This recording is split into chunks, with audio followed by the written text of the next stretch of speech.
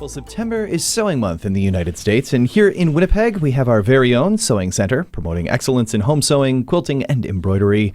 Carellan Sewing Center is your sewing room away from home, and this Thursday morning, I'm joined by Barb. Barb, it's so good to see you. Same here. Well, I must say, that is still my favorite commercial tagline running on the station. I chuckle every time I hear it. Yes, people come by the store. Yesterday we had two people that came in and they said, "Oh, I heard you on the radio," and they said it would be so nice to see you, so we've come on down. Well, thanks so much for coming by this morning to talk sewing, and I know we probably don't want to hear it, and you're looking particularly summery this morning. Yes, but the temperatures are changing, and there's a return to the routine. I know for some listeners, a part of that routine is sewing. I don't know why, and I could be incorrect here, but I think of sewing as a quintessentially fall practice. Something about a warm cup of something with a table covered in fuzzy fabrics, some needle and thread. Does that sound about right to you? Well, yeah, there probably are people out there who sew more in the winter time than they do in the summertime. But then there are people who are, like, especially quilters, that are really addicted. They sew 24/7 all year round. We get a number of people here who go snowbirds, and they go down to the States and they spend their whole winter in a summer environment sewing, like in an air-conditioned facility, sewing. And then they come back here and they go, "Oh, no, I got to get out in the garden because, I don't have time for sewing." But then there's other people who do home sewing who they sew too. A lot of them sew all year round, like if they're into clothing, because they're making a new wardrobe for every season, right, type of thing.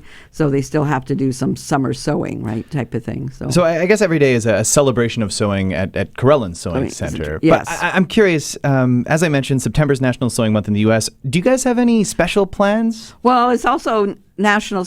We celebrate it as well. Okay, it was started way back when by then President Ronald Reagan started it. I can't remember what years he was in. Yeah, the 80s, I think. The early 80s. Yeah. And it was meant to recognize the contribution that sewing does to the economy. There's a fair amount of machines and fabric and all the notions and with the woman power and manpower that goes into sewing stuff, right? So we still do it here. We have machine specials that are on because it's National Sewing Month. One of the other fabric places in town, Fabricland, is giving away. Each store in town is giving away one machine and one serger this fall, and they both are pfaff, a pfaff machine and a pfaff serger. So we're sort of the pfaff company, the big machines. The company I mainly sell my machines from, they're sort of involved in that. And then in September is when we start up all our classes. And so we've sort of gotten going here. I have actually 32 students. Wow. For Learn to Sew. I have 4 sessions of classes. Wow. Between now and December. And if I had another day of the week, if such a thing existed, I could have a 5th session. But I have run out of time slots to put in because the classes have to be anywhere from, we got to have either 4 weeks or 6 weeks, and we just aren't enough weeks. We also have Learn to Quilt classes going on during the week. So people started getting back into the planning for the fall back in July. So what has brought about this great interest in sewing? I have no real definite idea. I think some of it is to do to Pinterest. Gotta love Pinterest. People see things on Pinterest, and then of course if you click on something once, then they keep showing you those kind of pins, and so people see all kinds of things to do with sewing. And 2, there's the whole green kind of environment type of thing, recycle, reuse. Yeah, the sustainability aspect of it. And there's people that go, I tell people sometimes they're looking for something, and I say, just go to one of the thrift shops in town, and maybe you can find the fabric that you're looking for there because somebody else bought it because it's not in style right now, but it was back in style 10 years ago. Right. And so maybe someone has let it go, and you can create whatever you want. But I think that Pinterest, I would say, is one of the driving forces, because the sewers now too have gotten younger.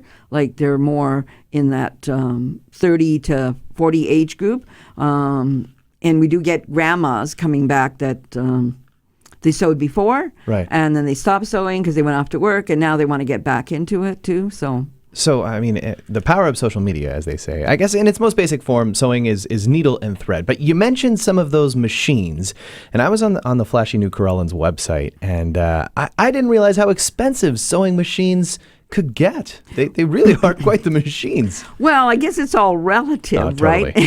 Yeah.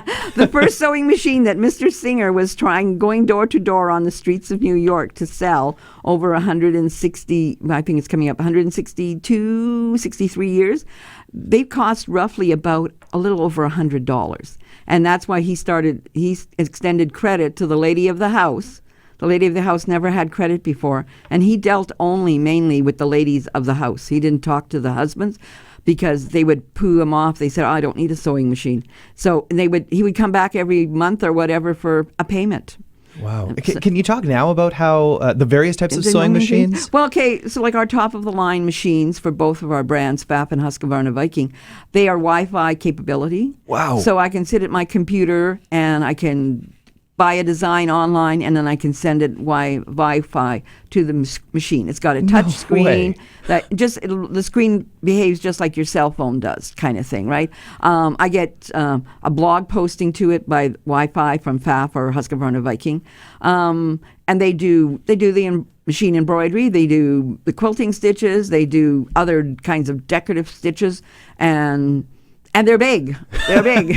Barb, my mind has been blown. I didn't know you could get a Wi-Fi sewing machine. This is something else. It moves well. Everything else moves with technology, It's and so true. So is sewing machines. So, I mean, obviously they're an investment, and an investment you'll want to keep running. I just want to remind listeners, Carellan also does sewing machine repairs, right? Yes. I imagine that's a big part of it as well. Yeah. You buy it once and keep it going? Keep it going. Well, we end up seeing a lot of people who have been sitting in grandma's basement, and they bring it in, and we try to get it going. We the last 2 days we've just picked up with people bringing in machines to get them serviced because they're getting ready to work on some kind of project now that it's gotten like this outside. This weather probably helps people think more about, I should get out the sewing machine kind of thing, than if it was 32 degrees outside. Which that nesting season has kind of kicked in. Yes, I have that feeling I should sit down and sew.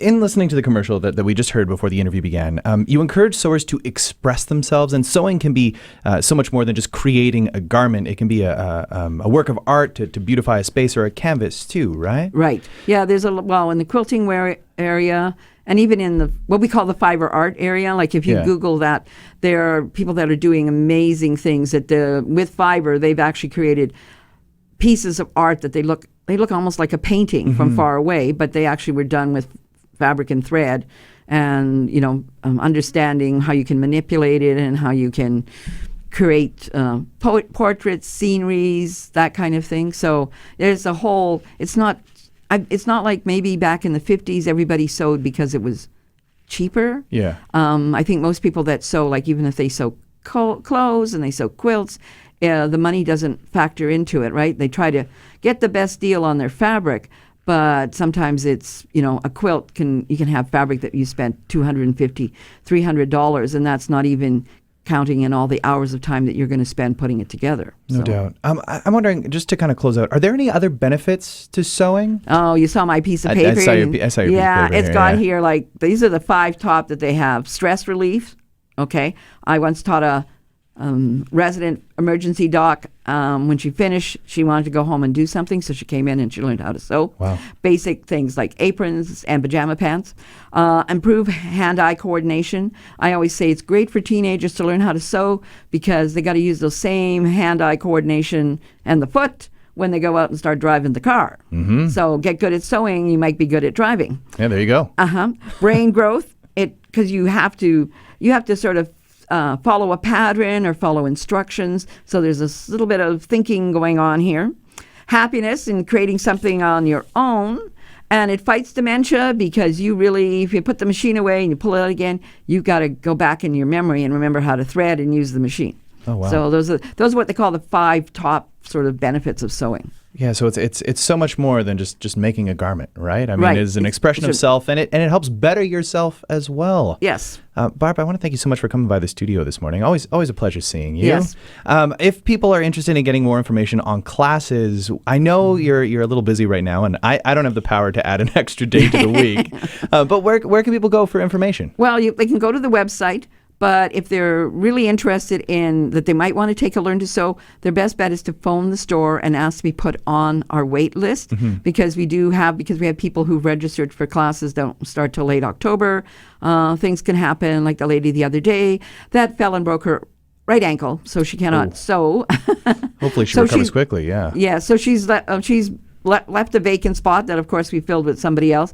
But those things do come up that people, even though they've paid for the class, something comes up along the way and they have to cancel out. So we keep waiting lists on all the other 3 sessions that are going to start later on in the fall. And then I guess lastly, to remind listeners, they can also use the Carellan space to sew themselves, right? Right, yes. Yeah, we had somebody in yesterday because my quilting instructor was in, and she came in to finish up a project that she had started in the springtime and didn't get a chance to finish, so she came because Susan was there giving a little bit of help. So. Oh, well, there's always something going on at Carellan. That's right, yes. Barb, thanks so much for coming by this morning. No problem. Always a pleasure seeing you. Oh, you're supposed to say hi to Seth, your newest listener. Oh, that's so congratulations, by the way. Thank you. That's very exciting. You've got a good little grandson. Yes.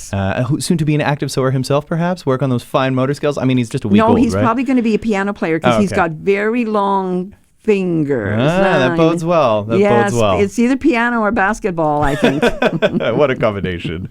You can always visit Barb and the Carellan Sewing Center at 1685 Corden Avenue and online at CarellanSewing.com.